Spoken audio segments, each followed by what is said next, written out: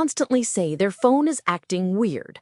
A dropped call, a battery drain, a strange lag on a web page, and suddenly they are convinced they are being monitored. The jump from a bad connection to targeted surveillance is a massive leap, but it happens every day because our devices are black boxes. We cannot see what the radio antennas are doing. We cannot see the routing tables. We only see the symptom. Today, we are breaking down the actual anatomy of network interference, DNS tampering, and full device compromise, specifically looking at modern hardware like the iPhone 16e. The goal is to move past paranoia and look at the structural mechanics of how these attacks actually operate in the wild. The phrase acting weird is the enemy of actual diagnostics. People experience a glitch and immediately assume a state intelligence agency is inside their phone. Actually, the more interesting thing is that true sophisticated interference often does not look weird at all. It looks like normal, frustrating network congestion. But if we break this down into layers, the first place things get compromised is the physical air around the device, the cellular path. This is where we run into cell site simulators, commonly called stingrays or IMSI catchers. According to the Electronic Frontier Foundation, these devices exploit a very fundamental, almost trusting rule built into cellular networks, which is that your phone is programmed to constantly search and connect to whatever cell tower provides the strongest signal. It is a system built for convenience, not paranoia. The simulator simply broadcasts a louder signal than the legitimate tower down the street. It masquerades as infrastructure.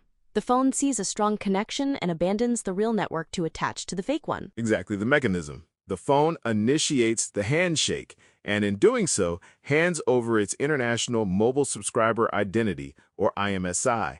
That is the catcher part of the name. But what happens next is where the interference becomes visible to the user. A sophisticated simulator might try a protocol downgrade attack. Research from the EFF details how these devices can force a modern phone to drop its secure 4G or 5G connection and fall back to 2G. 2G is an ancient standard with massive security holes. It lacks mutual authentication, meaning the network does not have to prove it is legitimate to the phone. When that happens, the user might see their signal indicator suddenly change, or their call quality might plummet. Their text might behave strangely. The crucial detail is that this is geographically bound. The simulator is a physical device in a physical place. If you drive a mile down the road, your phone reconnects to a real tower, and the weirdness vanishes. That geographic limitation is the tell. If the issue changes by location, you look at the cellular path. But there is a massive misconception about what that connection actually gives the attacker. People assume that once a stingray grabs their signal, the attacker is instantly scrolling through their photos or reading their encrypted messages. That is simply not the physics of the attack. An IMSI catcher is primarily a radio positioning tool. It finds out where a specific SIM card is located at a specific time.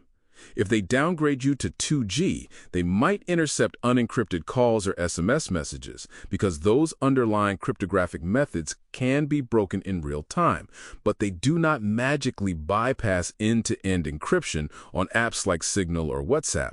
They do not get device-level access. They own the airwaves, not the operating system. I don't know, that feels too clean to me. You were framing a stingray as just a localized metadata vacuum. But if an attacker controls the base station, they control the data pipeline. They can inject malicious packets. They can use that man-in-the-middle position to launch secondary attacks against the browser or the device itself. Wait, does that actually hold? Because you are blending two different threat models there. While it is theoretically possible to use a rogue base station to deliver a remote exploit, that requires a chain of vulnerabilities that goes far beyond a standard IMSI catcher deployment. The EFF documentation is clear that the primary consequence of these devices in practice is real-time location tracking, which is often far more severe for the target than communication interception. The base station attack you are describing requires the attacker to burn a highly valuable zero-day exploit just to bridge the gap from the baseband processor to the application layer. The vast majority of law enforcement or even mercenary deployments are just looking to verify that a specific person is inside a specific building at a specific time. The distinction matters because it dictates the response. If the threat is localized radio interference, leaving the area solves the immediate problem. But if the attacker wants to manipulate what you see without being in the same zip code, they abandon the radio layer entirely and attack the routing. That brings us to DNS tampering. Shifting to the network layer changes the entire diagnostic profile. DNS is the phone book of the internet. You type in a secure banking address, and the domain name system translates that into an IP address so your phone can find the server.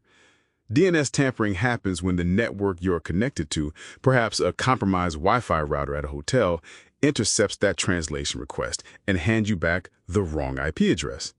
The symptoms of this look very different from a stingray. Your signal strength is fine, the internet generally works, you can browse mundane sites without an issue. But the moment you try to hit a high-value target, a brokerage account, a secure email portal, or an Apple update server, things break. The connection drops, or the page loops endlessly. The precision is what makes it so dangerous, and often the goal is not just to block the connection, but to steal credentials through spoofing. The National Institute of Standards and Technology, NIST, explicitly outlines this threat in their digital identity guidelines. They describe a scenario where a user is directed to a bogus verifier website reached through DNS spoofing. The user thinks they are logging into their email provider because the domain name looks correct in the moment, but the underlying routing has sent them to a server controlled by the attacker. They type in their password, and the attacker captures it. But a fake verifier website on a modern device triggers a certificate warning. The browser knows the cryptographic signature of the real site does not match the fake server. The system screams at the user that the connection is not private. It does scream, and this is where human psychology becomes the vulnerability. When people are trying to access something urgent, their account is locked, their flight is delayed, they treat security warnings as annoying terms of service to be clicked past. They see a button that says proceed anyway, and they click it. Or the attacker makes the tampering look like a normal captive portal, like when you connect to airport Wi-Fi and have to agree to the rules. The login page feels slightly off. The fonts are weird, the recovery process loops. These are the classic signs of DNS and network path tampering. It is not a glitch, it is a highly structured impersonation. If the issue changes by network, you think DNS. You disconnect from the suspicious Wi-Fi, turn on cellular, and suddenly the banking site works perfectly. That isolation proves the device itself is fine. The environment was hostile. Environment is the perfect word for it. In both the stingray scenario and the DNS tampering scenario, the phone is a victim of its surroundings. The hardware and software are operating exactly as designed, but the inputs they are receiving from the outside world are malicious. But there is a third category, and this is the one that genuinely terrifies security researchers. This is when the environment is fine, but the device itself has been fundamentally compromised. This is the realm of mercenary spyware. This is Pegasus. This is LightSpy. This is where the threat model shifts from passive interception to full device ownership. Full ownership, often achieved without the user doing anything wrong. We are talking about zero-click exploits. In the past, attackers needed you to click a bad link or download a malicious file. Now, sophisticated state-sponsored actors can send a mathematically crafted message to your device that exploits a vulnerability in how the phone processes images or text. The phone is infected before the notification even registers on the screen. Apple has been increasingly public about this reality. In April 2024, Apple sent threat notifications to users across 92 countries, explicitly warning them that they were being targeted by mercenary spyware attacks. They stated these attacks cost millions of dollars and are highly targeted. When a device is compromised at this level, the attacker has everything. They have the microphone, the camera, the encrypted messages, the location data. That requires a completely different defensive posture. You cannot simply switch off Wi-Fi or drive to a different cell tower. The attacker is inside the house. Which is why Apple introduced lockdown mode. This is not a feature for the average person who forgot their password. Apple designed lockdown mode specifically for users who face highly sophisticated targeted attacks. When you activate it in the privacy and security settings, it drastically alters how the iPhone functions. It strictly limits message attachments, disables complex web technologies like certain JavaScript compilations, and blocks incoming FaceTime calls from unknown contacts. It reduces the attack surface by shutting down the complex invisible machinery that zero-click exploits rely on. Bitdefender notes that Apple has notified users in over 150 countries about these kinds of attacks since 2021. It is a brutal trade-off between functionality and security, but for a journalist or a dissident, it is mandatory. So we have 3 distinct buckets: cellular path interference, network path tampering, and device compromise. The diagnostic challenge for someone holding an iPhone 16e is figuring out which bucket they are in without access to forensic tools. The phone actually gives you enough control to run a basic diagnostic tree. The first step is the isolation test. You test the weird behavior on cellular only, with Wi-Fi off. Then you test it on Wi-Fi only. Then you test it using a trusted VPN. If the problem only happens on one specific Wi-Fi network, the evidence strongly points to DNS or router-level tampering. If the problem happens mostly on cellular and only in a specific physical location, you are looking at radio layer interference. But if the problem follows you everywhere, across old networks, across different cities, that is the indicator of device or account compromise. The sabotage is sticky. I hear you, but I keep getting stuck on the idea that a user under active threat can actually execute that test reliably. You are asking someone who might be experiencing targeted harassment, someone who is in a state of high anxiety, to perform a sterile A/B test on their network connections. Panic destroys methodology. They will see a lag on cellular, assume it is connected to the DNS failure on Wi-Fi, and conflate the symptoms. That is a fair psychological critique. The human element is the messiest part of incident response. When someone feels hunted, confirmation bias takes over. Every delayed text message becomes proof of a wiretap. But the alternative is to rely entirely on automated detection apps, which the EFF notes often produce false positives for things like MC catchers. Legitimate cell towers sometimes exhibit mismatched network identifiers during maintenance, which a detection app will flag as an attack. So we have to rely on the user to check the structural controls of the device itself. Even if they cannot perform a perfect A/B test, they can look at the administrative doors built into the operating system. This means checking for management profiles. Settings, General, VPN, and Device Management. This is the corporate backdoor. A massive control point. Mobile Device Management, or MDM, is designed for companies to manage employee phones. It allows an administrator to remotely configure settings, push apps, and route traffic. If an attacker tricks a user into installing a malicious profile, they do not need $1 million zero-click exploit. They just use the built-in administrative tools against the user. If you find a profile in there that you do not recognize, that elevates the probability of device compromise immediately. The same logic applies to certificate trust settings. Root certificates dictate which secure connections the phone trusts.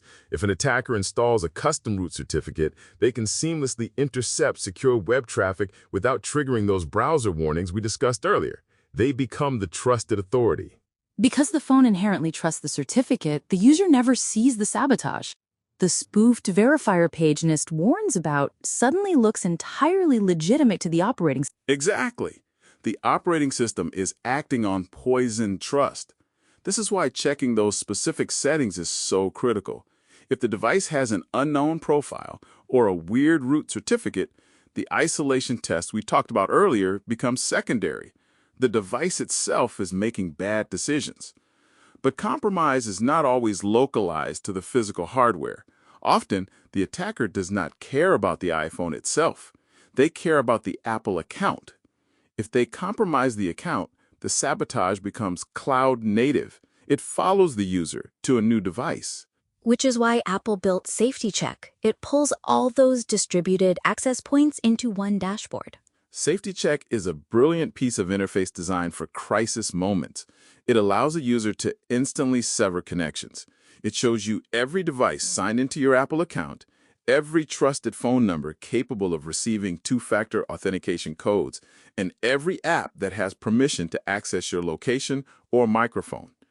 In a sophisticated account takeover, the attacker will often quietly add a new trusted phone number. They do not change the password immediately because that alerts the user. They just establish persistence. They make sure that if the user ever tries to lock them out, they have a back door to get back in. If a user is seeing sabotage that follows them everywhere, Safety Check is the first place to look for that invisible tether. The pattern recognition here is what matters. A stingray is geography. DNS spoofing is the network. Device profiles and account persistence are the underlying infrastructure. Understanding the difference prevents the user from chasing ghosts. Chasing ghosts is the defining characteristic of amateur security analysis. People wipe their phones because their Wi-Fi is slow, or they throw away their SIM card because a website loaded strangely. The reality of modern digital threats is much more structured. Attackers have specific goals and use specific layers of the technology stack to achieve them. Whether it is a localized radio downgrade, forcing a phone to 2G, a targeted DNS manipulation aiming to capture credentials, or a highly resourced mercenary spyware deployment utilizing zero-click vulnerabilities, the physics of the attack always leave a structural footprint.